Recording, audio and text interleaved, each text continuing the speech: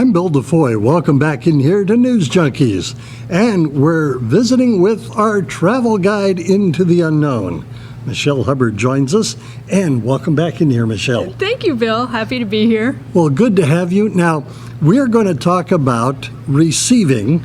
And we've been discussing a lot about the principle that you have laid out called L.I.F.T. Right. And every one of those letters has a meaning, and we've done exercises to that. You've given us an overall explanation about each of those letters, and today we're going to talk about receiving, but if I can do my English correctly and my spelling, there's no R in the letter lift, or in the word lift. Right. Or is there? Or is there? That's the question we are going to pose to you today. Yeah. I wanted to talk about receiving because it's been up for me. I know and believe that this is a universe that's friendly, that has a lot of good in it. I have all of these pops and bursts of wonderfulness happening in my life, and I'm thinking, why can't I have more? And living in California, I took a lesson from the drought.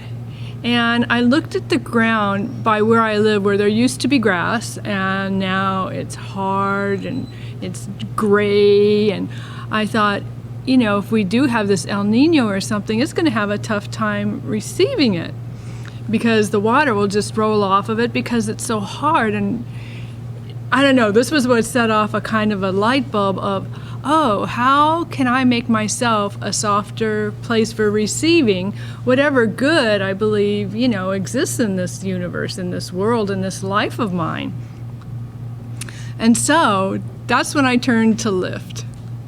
And one of the first things I did is, what is it that needs to be loved? What is it about me that's feeling unlovable or, oh yeah, scared to receive? So, remember when we did that interview about fear and what feeling? Exactly, I remember that, yes. I did that with myself. You know, what am I scared about? What is my scared feeling trying to tell me? And, you know, it's a very young little voice who decided early on that she wasn't good enough. And so she had to be really quiet and she had to be really self-protective, and, you know, only this much can come to her because otherwise she'll get in trouble or she'll get too big for her britches or, you know, this sort of a thing. So that's what I've been playing with, and so I would kind of bounce back and forth between fear and love, and I felt as if I was softening. And I noticed that little things started coming for me to receive, and I let them in. An example today, when I was getting cookies to bring. And she brought my favorite, I got to tell you. I have two favorites, chocolate chip and snickerdoodles. Well, she brought the letter of the two, and there are several in that box that have my name on it. And that's another story.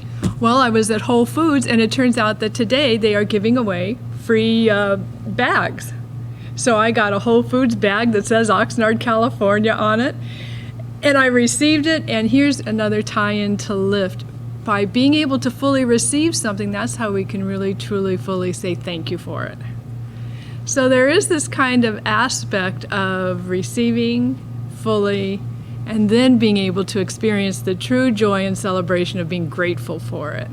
Well, you know, it's interesting that you're talking about Thanksgiving and receiving. I mean, as we're doing our filming today, this is in the month of September, so November's coming down the road here pretty soon with Thanksgiving, where we as Americans and people even in Canada, they actually have it in October. Oh, that's right. We'll take a day and set it aside and sit around a table and have a meal. And the idea is to give thanks to what they have been blessed with. Yeah, right. I read a book called The Go-Giver, and one of the lessons that it teaches is that there's an aspect of giving and receiving, and the way that they compare it is like breathing. You can't just give all the time, you can't just outtake all the time. You have to inhale also, you have to receive also. So there is that dynamic between giving and receiving. which is interesting. I was telling you a story just before we sat down here today. This goes back several years ago. My brother, Pete, was getting ready to graduate from college up in Eugene, Oregon. And he called me up and he said, gee, I'd like to have Mom come up and see me walk through the line. That would just mean so much to me. It would mean the world to me. And I said, well, I've got this amount of money I can put towards the cause. And I said, but I don't have the full amount.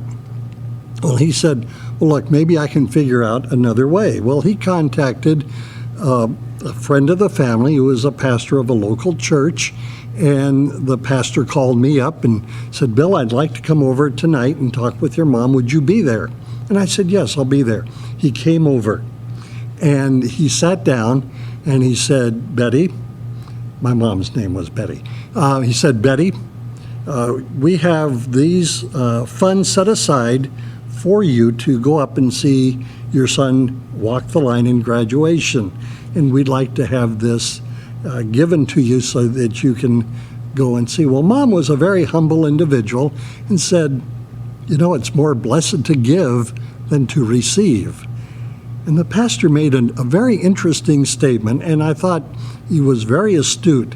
He said, Betty, sometimes we need to be on the receiving end so others can have the blessing of giving.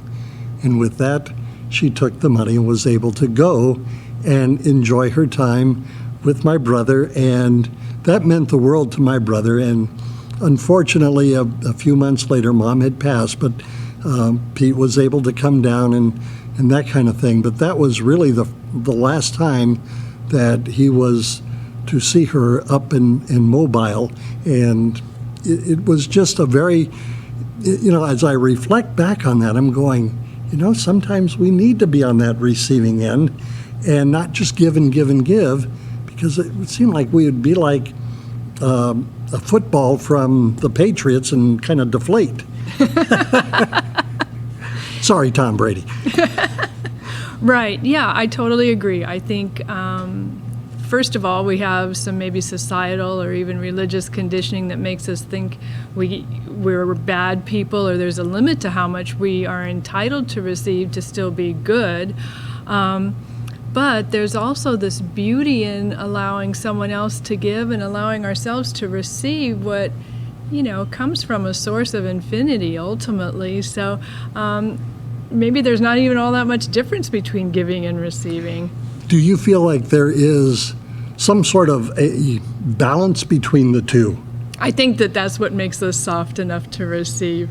I think if perhaps there's good that's not coming to us in our life, we haven't quite allowed ourselves to become soft, and we give completely, we receive completely. Brene Brown, in her work on vulnerability, says that, if you're kind of keeping score on how much you give or how much you receive, you aren't doing either one of them completely. And so if we're saying to ourselves, well, I can't accept this much because then whatever, we're probably also somewhere in the back of our mind saying, well, gosh, I already gave that person this amount of time, this amount of attention, and we're not doing that completely either. Now, I have an affirmation I brought to share that kind of addresses this. Would you please share that affirmation with us? Okay, this is from Jennifer Hoffman, and you can check out more of her work at enlighteninglife.com. And this is an affirmation I've started doing, and it says, I am now ready and willing to receive all of the abundance that I have limited, blocked, denied myself until this moment.